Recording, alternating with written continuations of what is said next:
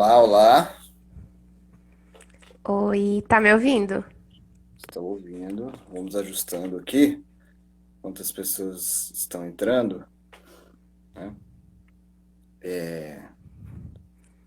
Pois é. Então vamos começar. Eu já vou ir dando alguns avisos, né? Pensando que esse vídeo também vai para outras plataformas. Primeiro, boa noite a todo mundo que está nos assistindo, tanto agora ao vivo pelo Instagram quanto pelas outras nossas plataformas. A gente vai postar esse vídeo, né? Para quem pegar pela metade, a gente vai postar esse vídeo depois no Facebook e no YouTube, né? A gente está ainda programando para as próximas semanas mais algumas conversas, mais alguns conteúdos interessantes para vocês. E hoje a gente vai receber a Karina. Karina, que além de ser a minha esposa e estar aqui exatamente no andar de cima, da onde eu falo, ela foi a primeira aluna a concluir o curso, né, o curso da UIM. Ela foi, obviamente, uma das primeiras a começar, já que nosso relacionamento é bastante duradouro, né? Então, ela foi uma das primeiras a começar e, obviamente, foi uma das primeiras a concluir. Primeiro, já te desejando boa noite, apesar de ter te visto há 2 minutos atrás, eu queria que você falasse sobre você mesmo. Fala aí como que o inglês faz diferença na sua vida, né? E quando que você começou a estudar, o que que mudou desde então? Então, boa noite, gente. Tudo bem? Boa noite, Matheus. Há um minuto atrás eu te dei boa noite, mas né? É... Então, eu comecei a estudar. Assim, eu sempre tive um interesse pelo idioma. Sempre gostei muito, sempre tive muito interesse em aprender. E sabia aquelas coisas bem assim, palavras soltas, de vocabulário, coisas que eu aprendi ouvindo música, vendo filme, essas coisas. E aí, eu comecei a fazer o curso, primeiro com outro método, que não é esse método que a gente utiliza hoje na UIM, né? E que era um método muito mais de repetição e que eu tinha até um pouco mais de dificuldade. E aí depois comecei esse método maravilhoso, que é o desse raciocínio associativo, que é da gente treinar todas as habilidades, né? E aí, pra mim, se eu não tivesse feito o inglês, eu teria um impacto muito grande na minha carreira, por exemplo. Porque eu trabalhei em museu, por exemplo, e não tinha quase nenhuma pessoa que conseguia fazer a transposição, né, a conversa, o diálogo com visitantes estrangeiros. E eu era uma das únicas, tinha horário que só tinha eu. Então, eu consegui, de alguma forma, auxiliar nos espaços onde eu estive trabalhando. E hoje eu faço mestrado na UFMG e o tema que eu estudo não é um tema de Brasil, né? Eu faço mestrado em História. Eu estudo um tema relacionado à Alemanha nazista. E para estudar esse tema, eu preciso de ler uma bibliografia que é totalmente em inglês. Totalmente. Então, assim, se eu não tivesse o idioma, eu não poderia ter entrado na pós-graduação. Primeiro, porque a pós-graduação tem um teste para que você faça, né? Então, mesmo que a pessoa nunca tenha feito o curso de inglês regular, como eu fiz, todos os livros até o final, que é o Advanced, você tem que ter uma base mínima do idioma. E eu não conseguiria estudar o que eu estudo, porque eu só leio coisa em inglês, praticamente. Todas as minhas fontes, as que não estão em alemão, estão em inglês. Então, assim, é um processo que foi fundamental para que eu pudesse me formar enquanto pesquisadora, né? E em outras atividades que eu trabalhei também. Já que você puxou o tema da sua pesquisa, era uma das perguntas que eu ia te fazer, na verdade. Você está estudando um outro idioma agora, né? E é um idioma que a gente não tem na UIM. Conta pra gente que idioma que você estuda e como que está sendo estudar esse novo idioma. Então, eu estou estudando alemão, Deutsch, e é muito difícil, Porque é uma língua, assim, a minha experiência com idiomas é a experiência com o inglês. E aí, a gente, assim, tem umas questões que, comparando com o português, elas são mais fáceis, né? De tempos verbais, né? Algumas estruturas das frases. E o alemão, ele é muito complicado, porque ele tem uma estrutura de frase muito diferente com o que a gente está habituado. E para mim foi muito difícil conseguir desnaturalizar algumas coisas que já estavam na minha cabeça em relação ao idioma, né? E saber inglês me ajudou de uma certa forma, porque são como se fossem línguas irmãs, né? Então, assim, tem algumas similaridades em alguns vocabulários, né? A gramática é muito diferente, né? Toda a montagem, assim, da frase é bastante diferente, mas o inglês tem muitas palavras que me ajudaram a entender no alemão. Então, assim, por exemplo, tem algumas questões de gramática mesmo, quando você vai fazer uma negação. É o nichts, que é parecido, de certa forma, com o que a gente tem no inglês. Então, assim, tiveram algumas coisas que me ajudaram, por eu já saber inglês, mas um processo de aprendizagem do novo idioma, ele é muito difícil. Mas eu também sinto que depois que você passa de uma etapa inicial, e falando do idioma que eu não tinha nenhum contato, que é o alemão, é, você consegue entender as coisas de uma maneira mais fluida do que inicialmente. Então, até puxando isso, você falou de alguns vocabulários aí que lembram do entre o inglês e o alemão. Eu estou vendo aqui a Carol, que está aqui online com a gente, ela estuda inglês e italiano lá na UNI, ela estuda dois idiomas. Para além do vocabulário, né, o quanto que você já saber um primeiro idioma estrangeiro ajuda no aprendizado do segundo? Para além de vocabulários parecidos, como que isso te ajudou? Eu acho que ajuda, assim, como que eu posso dizer? Assim, metodologicamente no estudo. Porque como você já tem uma primeira experiência do aprendizado de um idioma, quando você vai aprender um segundo idioma, você já tem um arcabouço daquilo ali. Então, assim, eu sabia que o processo inicial seria aprender o verbo ser, o verbo estar, que é o básico da comunicação. Saber que eu iria aprender vocabulário de família, cor, profissão, essas coisas. E quando você já tem o processo de ter aprendido um idioma, eu já tinha concluído o curso, né? Na verdade, quando eu comecei o alemão, o ano que eu comecei o alemão, eu estava no último ano do inglês. Então, eu já estava terminando. E aí, quando você já tá, assim, no nível mais avançado de um idioma, e aí você pega um outro para estudar, o processo de fazer exercícios, o processo de estudo mesmo, você já tem assim, uma coisa anterior para te ajudar. E o processo de aprender um idioma é muito importante, porque ele é um processo que mexe assim com a cabeça da gente.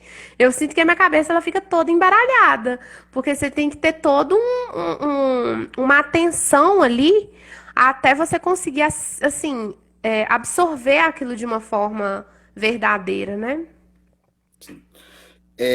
Você puxou aí uma questão aí sobre o método para se estudar, né? E aí eu vou puxar uma pergunta que a gente recebeu durante a semana no Instagram, a gente deixou aberto para perguntas. Ainda está aberto para quem quiser fazer perguntas, tá? Para a Karina, porque não é todo dia que a gente encontra uma pessoa que terminou o curso de inglês, né? Normalmente, eu estudei 2 anos, eu estudei 3 anos, não terminei, É. né? Então, a oportunidade de fazer perguntas para quem terminou o curso de inglês, não é todo dia, então quem tiver pergunta pode fazer aí. Mas uma das perguntas que a gente recebeu durante a semana foi sobre como estudar em casa, né? Eu, como professor, eu sempre falo que é muito importante, obviamente, além das horas que a gente faz de aula, a gente estudar em casa também, né? São horas de prática também, assim como as aulas. Então, um aluno me perguntou, né? Um ex-aluno nosso, o Arthur, não sei se ele está assistindo, se ele vai assistir depois, um abraço para o Arthur. Como estudar com o livro didático que a gente usa nas aulas, como estudar com ele em casa, né? O que fazer com ele em casa para além dos para-casas. Assim, eu acho que o processo de aprendizagem de cada pessoa, falando como aluna e falando também como professora, ele é muito particular. Então, assim, a experiência que eu tenho pra mim pode ser que ela não dê certo pra você. E o problema não é com você. O problema é que a gente tem um processo de aprendizagem diferente.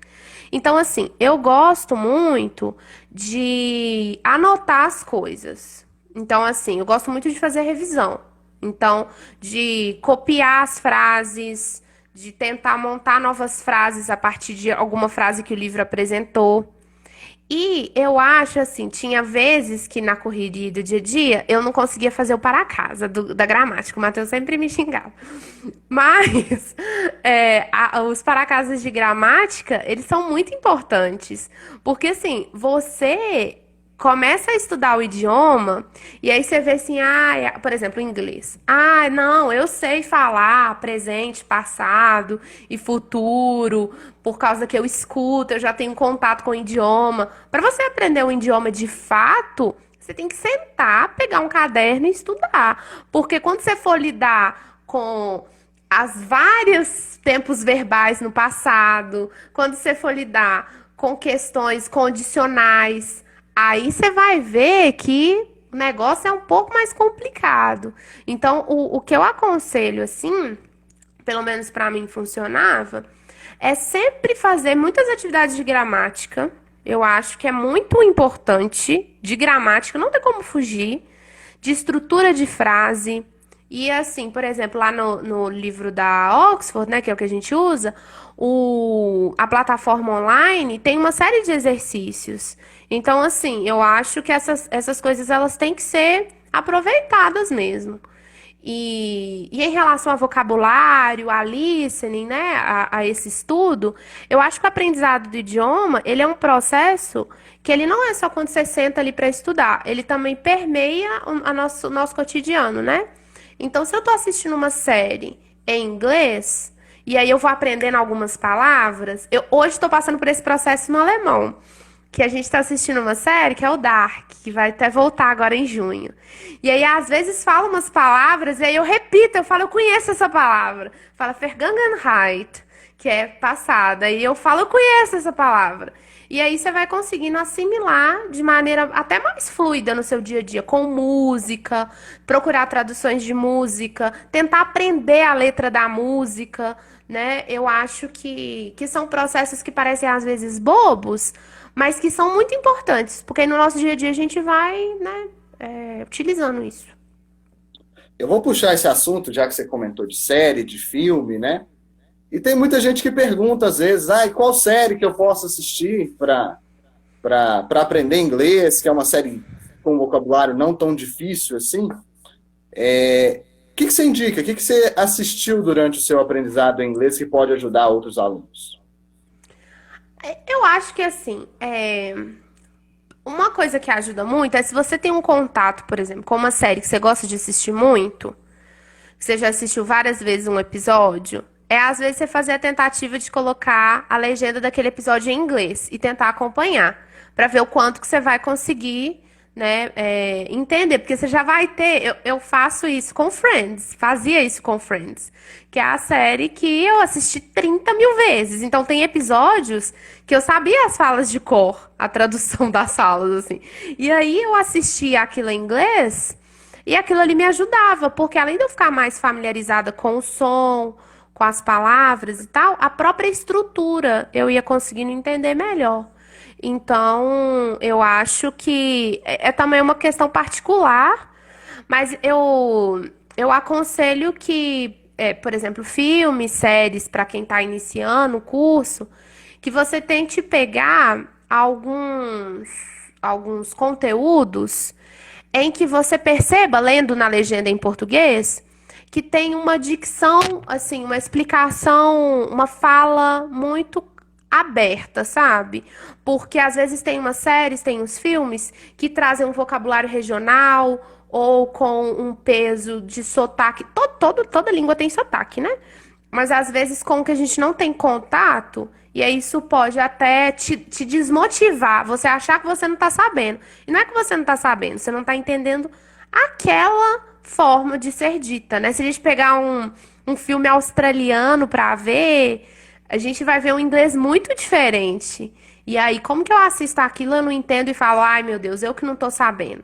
Não, o processo de aprendizagem de um idioma, ele é extenso, né? Eu demorei anos e anos hoje pra conseguir pegar um livro acadêmico em inglês e ler. E pra escrever um texto, demora muito mesmo. E o que que você achava mais difícil quando você estudava inglês? A gramática. Com certeza absoluta. E tinha as matérias que eu detestava. Eu sempre falava com o Matheus. Que era de tempo verbal no passado, né? O present perfect. Foi muito difícil até eu entender o present perfect. O negócio não entrava, porque a gente usa muito como referência o nosso idioma nativo, né? E no português não tem isso. E aí eu ficava assim, é parecido com o quê? Mas é o quê? Querendo fazer uma correspondência literal. E uma outra dificuldade também que eu tinha era de não tentar traduzir literalmente as coisas. Às vezes eu queria traduzir e aí acontecia igual aconteceu aí com o material didático que está sendo entregue pelo Estado, que é pegando como se chama?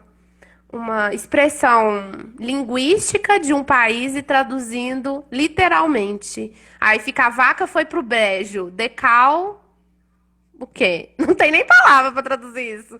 Então, assim, a gente tem que ter a dimensão que é um processo diferente mesmo. É um processo para a gente se habituar com o tempo. E o que que você achava mais fácil? Já que você falou do que você achava mais difícil, o que que você achava mais fácil? Aí tem uma outra coisa que eu achava bem difícil, que Pode é falar. escrever. Não escrever uma frase, mas por causa dessa questão de achar que as coisas tinham que ser literal, escrever um texto fluido sem antes ter escrito no português. E isso era muito difícil. Mas aí é um processo que, com o tempo, você vai entendendo que não é traduzir o que está em português na sua cabeça. É você conseguir raciocinar no idioma, né? É diferente. O que eu achava mais fácil, por incrível que pareça, uma das coisas que eu achei mais fácil, acho que foi a pronúncia. Acho que a gente aprende o inglês britânico, então foi conseguir aprender. No início é difícil, né? Não tem como dizer uma coisa que foi totalmente fácil. Mas eu acho que depois que você pega o jeito, por exemplo, theatre, você pega a forma de falar, acho que fica mais. Fica bem fácil, eu acho. E se você pudesse voltar no tempo e dar dicas para a Karina que começou o curso de inglês, quais dicas você daria para ela e que vai valer, obviamente, para outros alunos que estão começando?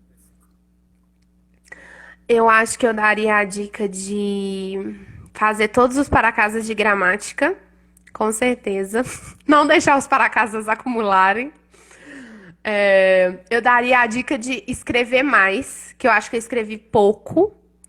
E, gente, é um negócio que, assim, a prática leva à perfeição. Na questão do idioma, ela não vai te levar à perfeição, mas ela vai te levar ao aprendizado.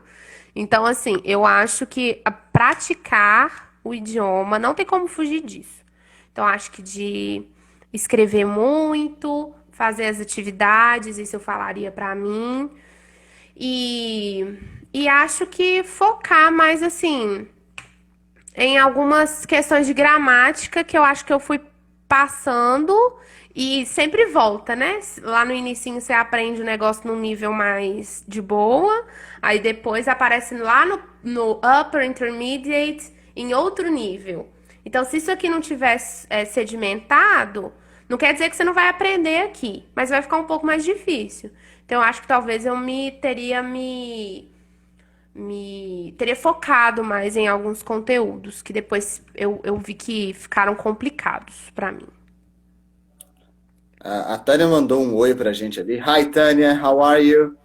Oi, Tânia, Lembrando hello. que para quem está entrando durante a nossa live, ela vai ficar disponível aqui no Instagram, no IGTV, ela vai para o YouTube, vai para o Facebook. Então, quem quiser pegar depois desde o início e assistir e pensar aí nas dicas que a Karina está dando para a gente hoje, vai ser ótimo. Eu tinha mais uma pergunta sobre o aprendizado de inglês, e depois eu vou mudar um pouquinho o assunto. eu acho que você já até citou brevemente isso, mas até se você puder falar mais um pouquinho, você tem citado bastante a questão da gramática, né? A gente chega com muita demanda, às vezes, de aluno que fala assim para a gente, eu quero só conversação, né?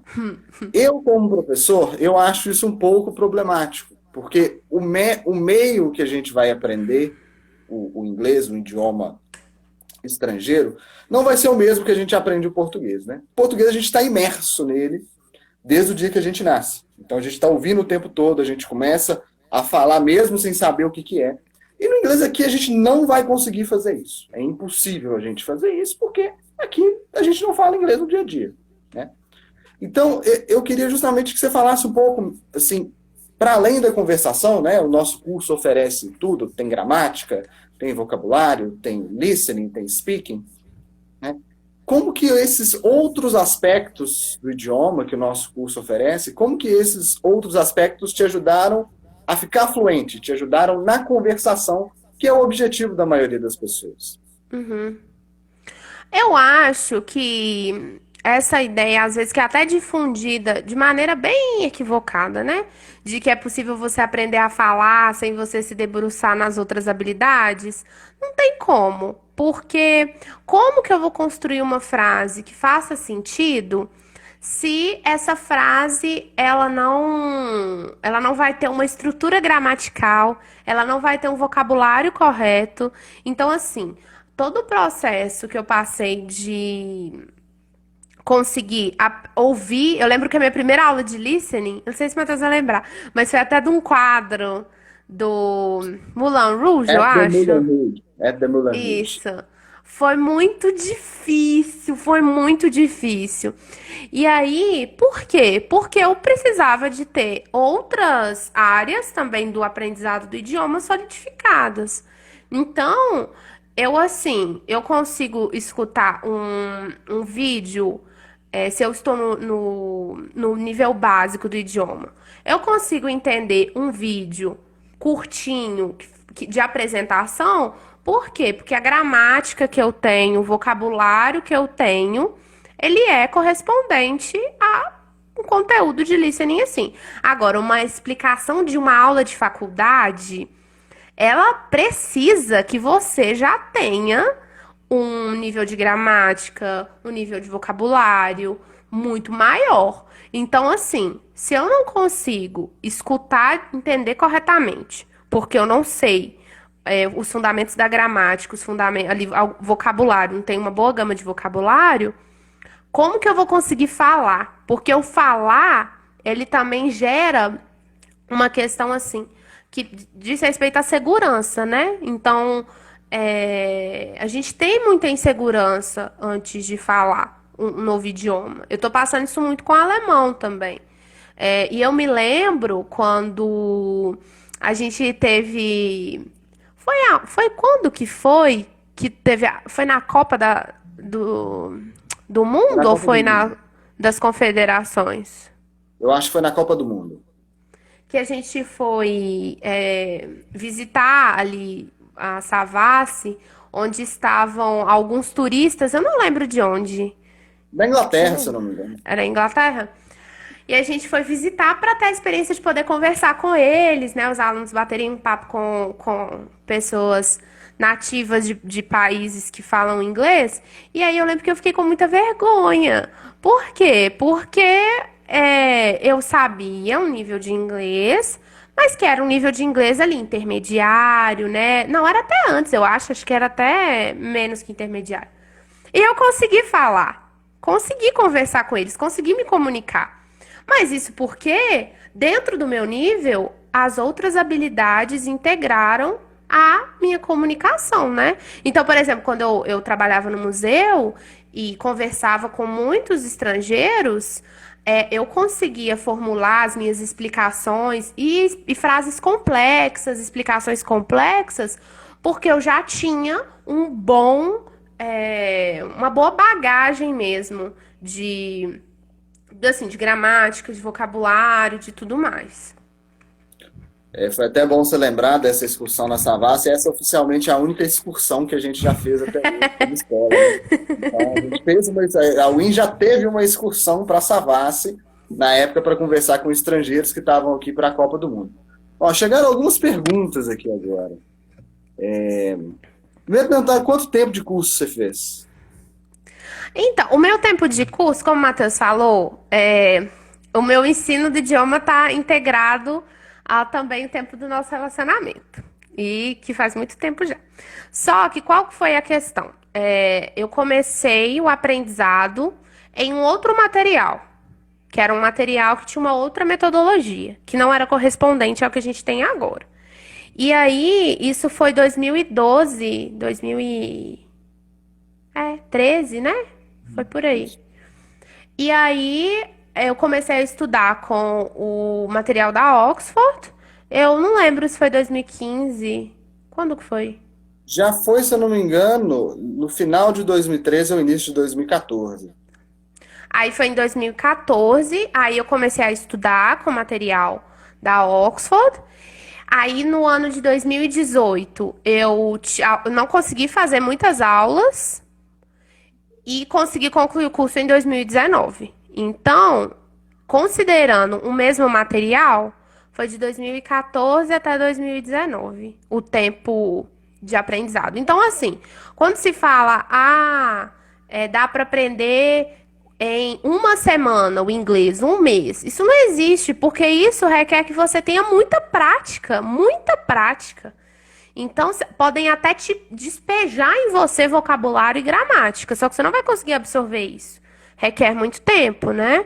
Então, é por isso que é sempre importante a gente estar em contato. Eu terminei o curso, mas assim, só leio coisa em inglês por causa da minha pesquisa, inclusive. Hoje eu converso menos em inglês, porque inclusive eu não estou trabalhando com público nesse momento.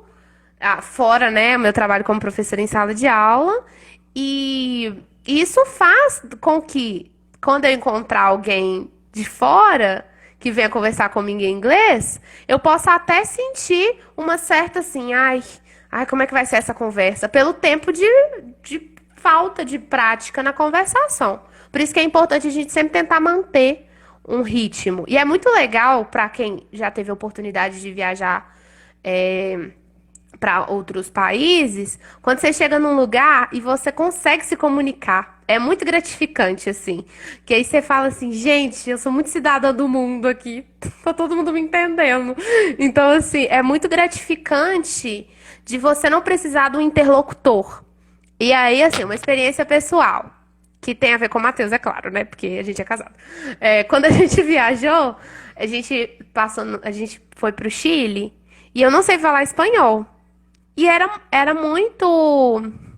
Eu ficava muito meio triste, assim, porque eu queria falar alguma coisa e eu não podia falar. Eu tinha que pedir pra alguém falar pra mim, que era o Matheus, no caso. E aí, a gente viajou e eu lembro que a gente encontrou um casal de. Acho que foi australianos, eu acho. E aí eu conversei com eles, eu contei tudo pra eles, eu contei de Minas Gerais, eu contei de tudo, tudo, tudo, tudo, e eles entendiam tudo que eu falava. E aí, assim, é muito se sentir cidadão do mundo mesmo. É muito legal. Aquele dia no Chile, inclusive, foi onde eu testei de fato o meu espanhol e realmente ali eu vi que eu estava fluente em espanhol. Tem outra pergunta que chegou aqui da Tânia, é, perguntando quanto tempo que você demorou para começar a falar com mais segurança, falar sem muita dúvida, né? Porque a gente tem esses estágios mesmo, né? Não é que você só vai falar tudo com segurança quando você estiver fluente, talvez você vai Sim. gerar essa segurança antes. Como que foi esse processo para você? Eu acho que, assim, para estabelecer uma conversa complexa, como se eu estivesse falando em português, levou muito tempo mesmo, eu acho. Eu acho que eu já tava entre o intermediate e o upper intermediate, talvez. Ou no intermediate, não sei. Mas eu tava entre esses dois. Mas para eu, por exemplo, igual o caso que eu citei da conversa com os nativos lá, o pessoal que veio da Inglaterra aqui, eu tava no, não sei se no elementary, no pre, eu tava pequenucha no inglês, assim. Então, eu acho que depende o nível. Eu acho que para você conseguir estabelecer uma comunicação com vocabulário muito rico, muito extenso para você descrever assim, né? Por exemplo, coisas complexas, abstratas, isso requer mais tempo. Agora, para você conversar com alguém e explicar como que foi seu dia, para você se apresentar, para você pedir uma informação, para você conseguir apresentar as pessoas próximas de você, dizer o que você gosta, o que você deseja fazer, isso leva um tempinho, mas assim, eu acho que ali, o Matheus vai me corrigir se eu estiver errado, eu vou dar um pitaco aqui.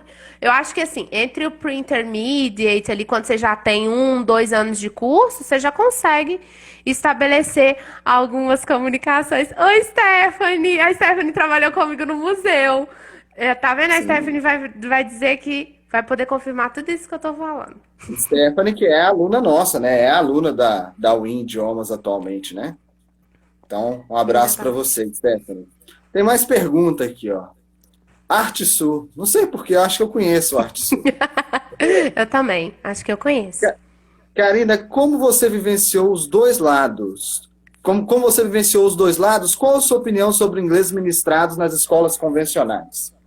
E aí, eu vou até puxar um assunto aqui, que, assim, a Karina, para quem está assistindo televisão, a Karina tá toda hora na televisão, né, nas últimas Não, semanas. também não, calma. E aí eu queria que você explicasse um pouquinho, primeiro dessa questão do inglês na escola, então você foi aluna nos dois sentidos, no inglês na escola, o inglês no curso, e depois você explica por que que você está passando na televisão toda hora, explica brevemente pra gente. Em relação ao inglês nas escolas.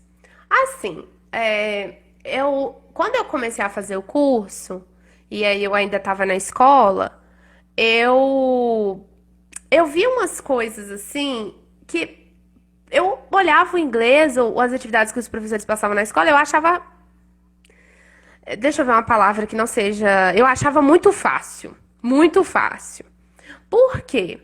Porque, infelizmente, a minha experiência como aluna da educação básica, eu não sou professora de inglês de educação básica, então os colegas podem me corrigir, mas assim, a minha experiência como aluna foi que eu sentia que o inglês estava sempre estagnado. Era sempre a mesma coisa e que não tinha uma preocupação em, de fato, ensinar para os alunos o que que é um aprendizado de um idioma. Porque te ensinava umas regras de gramática ali, verbo to be, algumas regras de vocabulário, comparativo, como se isso fosse suficiente, não trabalhava nenhuma outra habilidade.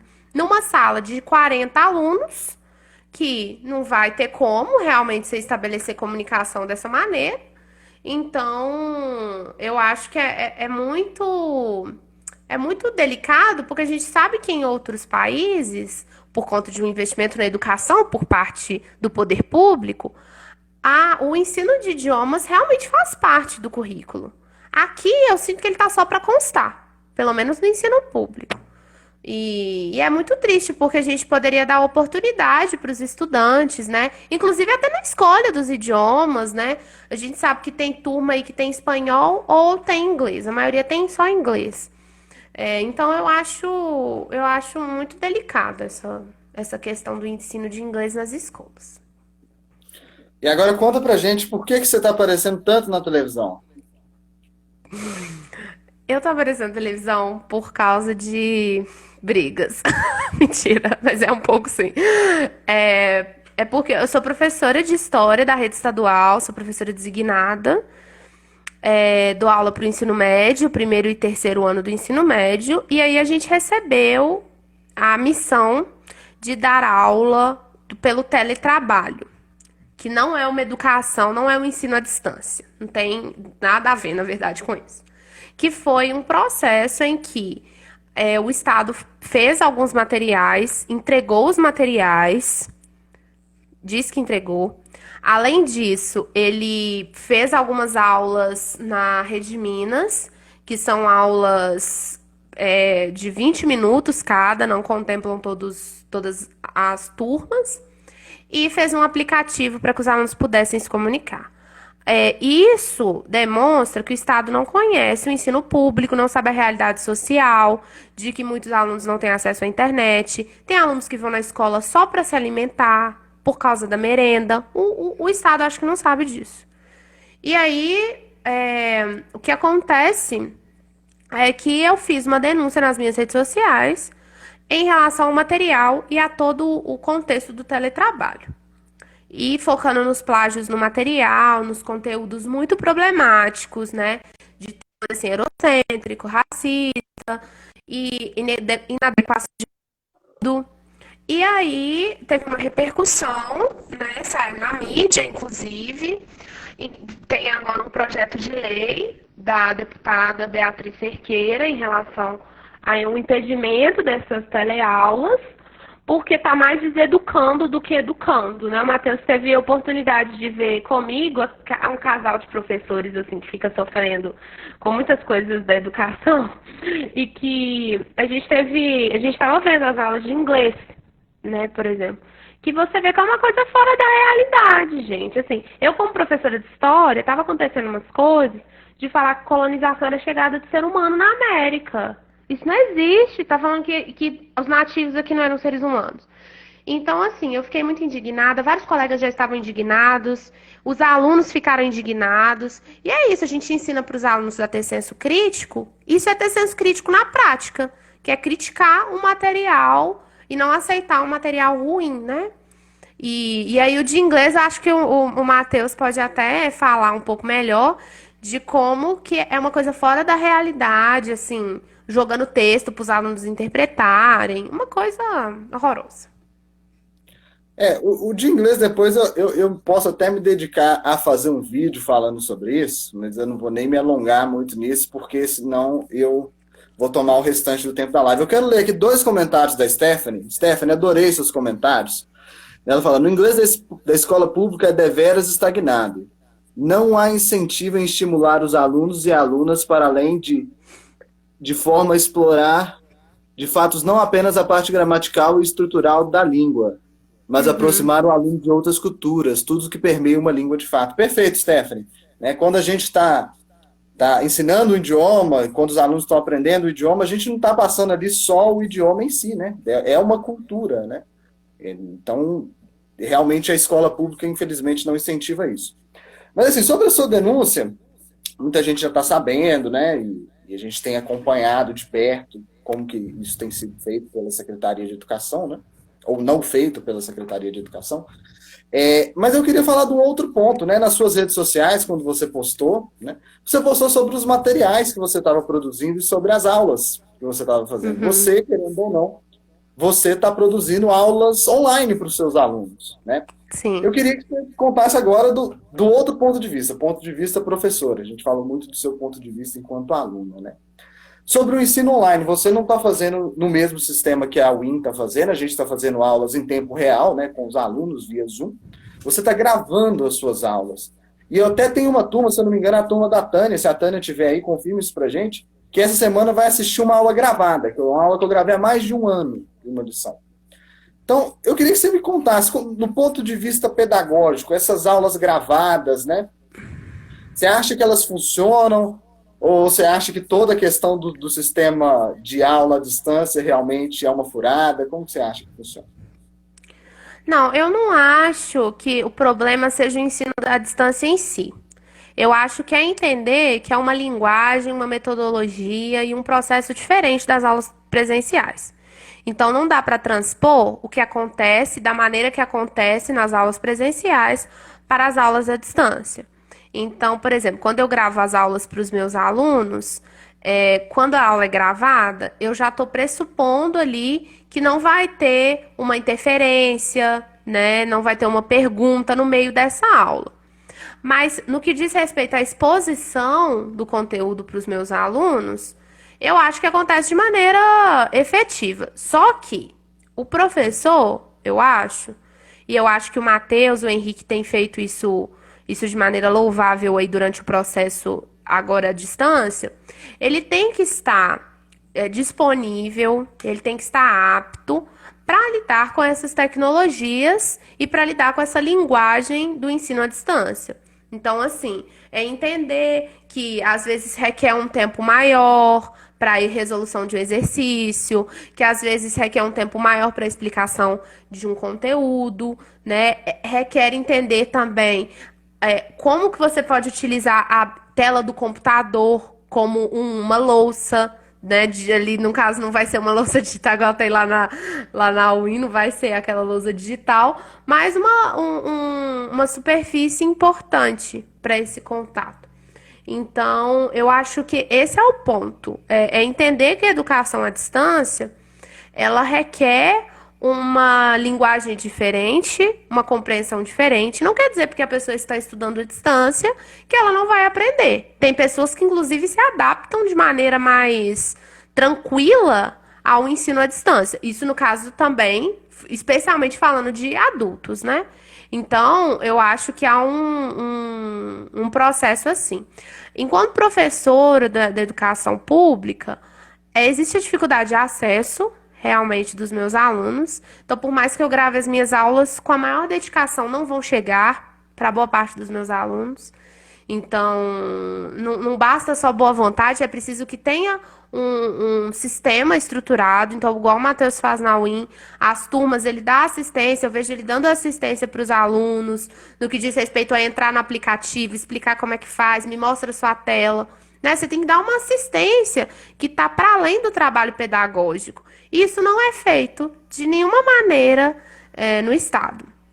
Então, eu acho que, assim, para a educação, ensino médio e ensino fundamental, aulas regulares à distância, eu não acho que seja possível. Eu acho que para cursos livres, para cursos de idiomas, para alguns cursos técnicos, cursos de aprimoramento, eu acho que é possível sim, porque aí você tá prevendo uma formação complementar do indivíduo, né? A escola, no caso, ela também tem um papel social de formação crítica, cidadã, e que aí eu acho que o presencial, ele é muito importante nesse processo de formação dessas crianças, né, desses jovens. E no ensino superior, a gente tem exemplos de várias faculdades públicas e privadas que ofertam o ensino privado, o ensino à distância. Não acho que tem que ser a única modalidade, mas acho que tem que ser uma modalidade que tem que existir no meio de uma sociedade tão diversa que que a gente vive, e a pessoa tem a opção de escolher aquilo, mas que aquilo não seja também a única forma. No momento da pandemia, é a única forma, não tem como escolher, gente, assim, né? Não tem muito o que fazer, porque são vidas em risco. Mas aí eu acho que é interessante a gente ter as modalidades disponíveis para que cada pessoa também possa usufruir daquilo que ela considera melhor, né, para o aprendizado. É muito engraçado esse processo, né? Porque a gente vivia sempre falando que a aula online é a aula do futuro. No futuro, muita mais gente vai fazer a aula É, online. E esse futuro correu na nossa direção, né? Ele veio na nossa sim, direção de uma maneira muito rápida, né? Ó, é sim. o seguinte, nós já estamos com 45 minutos de live, lembrando que o limite é de Ai, 1 hora aqui desculpa. no Instagram. Não, é ótimo ter entrevistados assim que falam muito, porque rende bastante. Assim, a gente não chegou mais nenhuma pergunta, mas eu queria ver se você quer falar alguma coisa, dar mais alguma dica, às vezes que eu não perguntei, antes da gente caminhar para o final. Eu acho que, assim, como a gente está falando de tecnologias, eu acho que é muito importante que essas tecnologias sejam integradas no ensino dos idiomas, né? Então, eu vejo, assim, por exemplo, o Matheus usa muito Kahoot. É Kahoot? É, Tá? né? Que é uma plataforma de jogos, né, de quiz. Isso é muito interessante e existem diversos aplicativos também que a gente consegue, né, ter esse ensino complementar. Eu acho que às vezes sim fazer um esforço de você colocar, você tirar a legenda daquele filme que você já assistiu algumas vezes e você está mostrando ali para o seu filho, para o seu irmão. Eu acho que isso é um esforço válido. Porque isso, por mais que vai te gerar um incômodo, né? O Matheus, que estuda pedagogia, vai saber falar muito melhor que dessa forma aqui que eu vou falar. Mas assim, o processo de aprendizagem ele exige um incômodo, né? Se você ficar só assim, achando que tá tudo bem, tô entendendo tudo, é porque você não tá avançando no processo.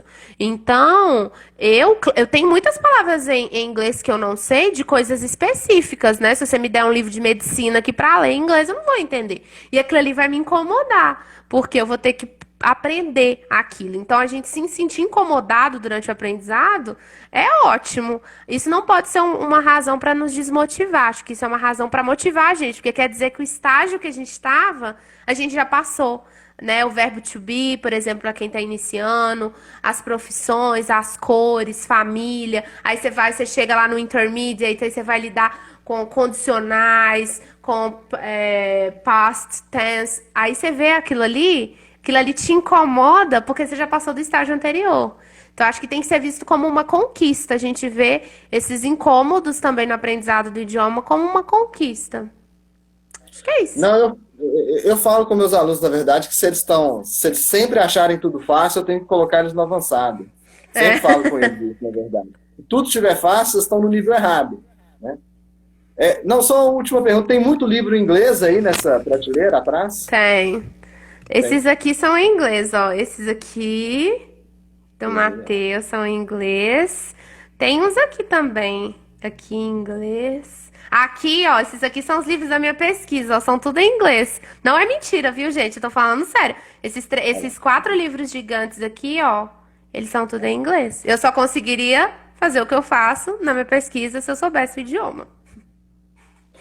Muito bem, muito bem. Então a gente vai caminhando para o final. Já vou convidar o pessoal para assistir a live de semana que vem. A live de semana que vem vai ser muito legal. A Karina falou de estudo online, cursos livres online. A gente vai entrevistar a Luísa Meyer. A Luísa ela é representante de 2 escolas parceiras nossas, a International House de Dublin e a NES, lá em Boston. E essas escolas internacionais elas estão oferecendo cursos online durante a pandemia, né? Então a gente vai falar sobre isso, vamos falar um pouquinho do cenário da volta desses locais, né, na pandemia, a Irlanda com situação bem mais controlada, os Estados Unidos nem tanto ainda, mas como que você ainda, né, quem está nos assistindo, tanto ao vivo quanto esteja nos assistindo no Facebook ou no YouTube depois, você pode fazer o curso numa escola internacional online, sem sair de casa, né? É coisas que a modernidade trouxe, né? A gente sempre fala de intercâmbio, de sair do país, você pode fazer praticamente um intercâmbio dentro de casa, né? Lembrando, né, desde o início do ano, a Win também passou a ser uma agência de intercâmbios, mas devido à pandemia a gente não conseguiu passar da segunda marcha com esse projeto, né? Então essa entrevista semana que vem vai ser muito legal para quem estiver interessado em intercâmbio. Então, atenção para o horário, é quinta-feira que vem às 17 horas, é um pouquinho mais cedo, tá? A gente tem feito nossas lives sempre às 19, mas semana que vem é às 17 horas, ok? A entrevista com a Luísa Meyer. So, Karina, I want you to finish the live in English, please. Okay.